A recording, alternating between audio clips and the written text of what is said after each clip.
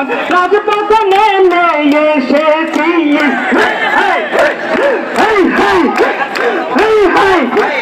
কোটাদারিরা চাকরি পায় ভাই, আমরা এখন করবো কি? তাই তো সবাই মিলে আমরা গুলিস্তানের রাজপথে এসেছি। মাশাআল্লাহ, আরো জোরে বসেন বসেন, সারা বাংলায় জানিয়ে দেন বৈষম্য চাইনি পাত যায় ভাই, না দাবিরা মুক্তি পায়। সারা বাংলা গর্জে উঠেছে তাই 18-র মতো দিয়ে